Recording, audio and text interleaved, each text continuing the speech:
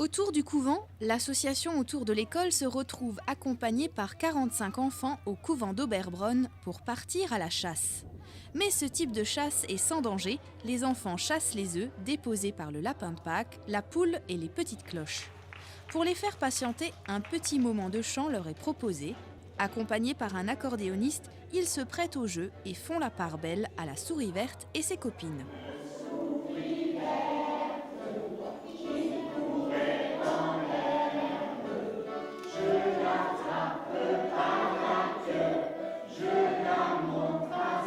Enfin, c'est l'heure de la grande chasse aux œufs. Les enfants s'élancent, cherchent, sous l'œil bienveillant des personnes âgées et du lapin de Pâques en personne, les petits chasseurs guettent le moindre petit œuf caché.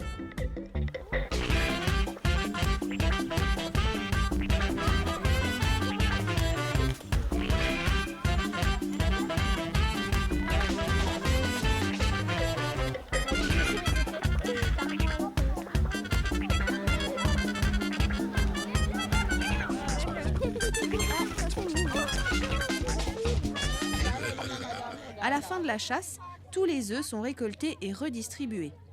Tous repartent avec un panier bien rempli. La journée se termine en musique par un goûter bien mérité. On pourra retrouver l'association autour de l'école le 29 avril au Moulin Neuf de 9h à 16h pour leur bourse autour de l'enfant. Le lapin est passé à Hoffwiller aussi. Il a confié ses œufs au conseil municipal des jeunes, le CMJ, et malgré les apparences, ils n'ont pas fait d'omelette. Ce sont eux qui ont préparé l'événement depuis plusieurs semaines. Ouais, franchement, il est classe, hein, celui-là. Les œufs à Hoffwiller sont faits avec amour. La matinée est consacrée à la décoration de 350 œufs. Pour que cette chasse se passe bien, tous les détails ont été prévus.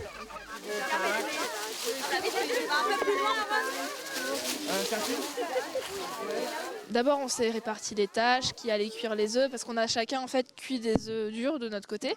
Puis après, la commune nous a aidés, nous a subventionnés pour financer tout ce qui est œufs en chocolat, les lapins en chocolat et tout ça. Et après, ce matin par exemple, on a peint les œufs tous ensemble, tous les enfants du CMJ. Bien qu'ils soient jeunes, ils ont acquis de l'expérience dans cette organisation. Peut-être 6 ans, ça fait peut-être 6 ans qu'on fait la chasse aux œufs. Avec les années, en fait, on a... Ça évolue mieux. Voilà. Et donc, on vous demandera de récupérer 5 œufs. Vous viendrez là. Et les jeunes du conseil municipal mettront un petit tampon. Non, 5. Au petit. 5. Et on vous offrira en plus un ou deux petits lapins. 350 œufs durs et 200 œufs en chocolat sont cachés. Dans le trou.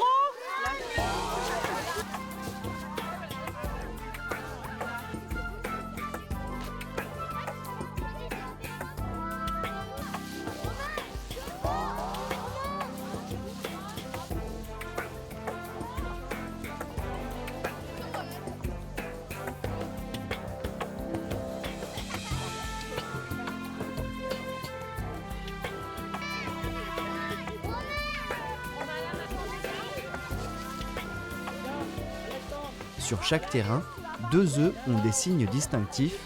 Quelque chose est écrit dessus.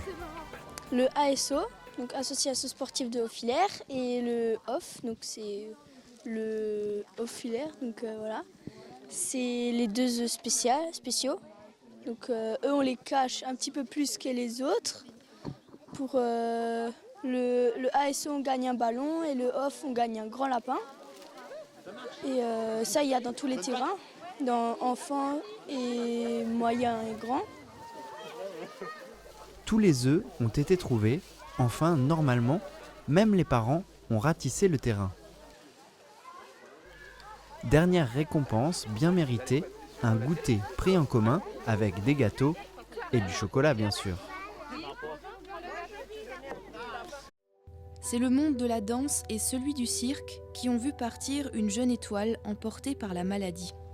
Fanny est montée sur les planches une dernière fois avec tous ses amis danseurs de l'association Promodance lors du gala de bienfaisance pour le Téléthon. TV3V vous propose de revoir un extrait de sa magnifique prestation en hommage à la jeune fille courageuse et pleine de vie qu'elle était.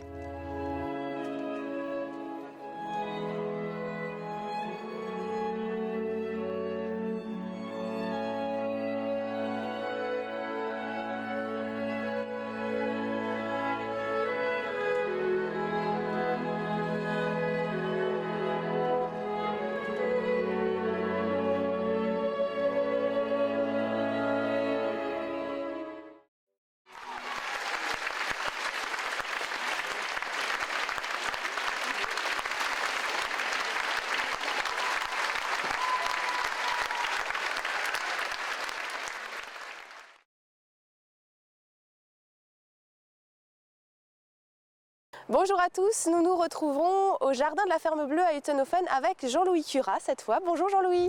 Bonjour Fanny. Alors on se retrouve surtout parce que la nouvelle brochure des jardins et parcs d'Alsace est sortie cette année. On peut se la procurer à l'Office du tourisme, notamment à Niederbronn. Dites-nous-en un peu plus de cette association puisque vous en faites partie, c'est ça? Voilà, donc c'est la nouvelle brochure 2017 des parcs et jardins d'Alsace où figurent pas mal de jardins dans le nord de l'Alsace. Par exemple, le jardin des Quatre Temps à Kutzenhausen, le jardin chez Pierre Yalin à Valbourg, qu'on connaît, mais oui. aussi un nouveau jardin qui n'est pas dans la brochure mais que vous pourrez trouver sur le site internet, le jardin écologique Hymenoptera à Obersteinbach. Il fait de la permaculture, c'est ça? C'est de la permaculture, oui, c'est très intéressant pour ceux qui s'intéressent à l'écologie et au développement durable. Alors l'ouverture de la saison des parcs et jardins, vous en faites partie. La Ferme Bleue va bientôt ouvrir ses portes aussi, le 30 avril je crois. La saison commence donc au jardin de la Ferme Bleue le 30 avril, c'est un dimanche. Vous avez pas mal d'expositions cette année de nouveau? On a une grande exposition qui aura lieu du 10 juin au 30 juillet. Et là, nous avons invité une artiste belge, mais qui habite en France et qui va exposer donc de la sculpture. Il y aura des sculptures même monumentales qui vont donc être installées dans le jardin. On a aussi une programmation musicale dans le cadre des Impromptus de la Ferme Bleue. Oui, comme chaque année. Ouais. Comme chaque année, oui, avec un ensemble strasbourgeois qui s'appelle Anatsu Miroir, qui est essentiellement composé de musiciens japonais et français. Et nous aurons, comme chaque année, l'ensemble Linéa avec 2 créations mondiales et on va accueillir notamment donc Antoine Pecker que les passionnés de musique connaissent avec sa chronique sur France Musique qui sera accompagné à l'accordéon par Marie-André Jörger. D'accord, donc pas mal de choses, des impromptus, de la musique, des jardins, des plantes. On retrouve tout chez vous en fait chaque année. Merci Jean-Louis d'avoir partagé ça avec nous. Merci, à bientôt. À très bientôt, bonne journée et puis c'est la suite des actus, à tout bientôt. La communauté de paroisse de la Zinzelle du Nord organise une table ronde au couvent d'Oberbronn. Une quarantaine de personnes sont venues assister à la conférence. À l'initiative de Régis Joseph, plusieurs tables rondes marquent les 500 ans du protestantisme. La première avait pour thème Martin Luther, la seconde, les fondements de la foi. Ce soir, le professeur André Birmelet retrace l'évolution de l'œcuménisme. On va essayer de voir ce que ça peut signifier l'unité de l'Église. On va aussi essayer de voir où on est arrivé entre-temps. On va noter les progrès, et en particulier les très grands progrès entre les églises marquées par la Réforme et l'Église catholique. J'essaierai d'exposer ça ce soir lors de cette conférence. Moi, je n'ai jamais travaillé à l'unité dans le sens d'une uniformité. L'uniformité, c'est toujours mortel. La différence peut devenir séparatrice, ça c'est clair. Mais généralement, la différence est source de vie. De tout temps, il y eut un dialogue entre les religions. Il existe des lieux de culte multiconfessionnels. Mais le Concile Vatican II, dans les années 60, a développé les échanges théologiques ici à Strasbourg.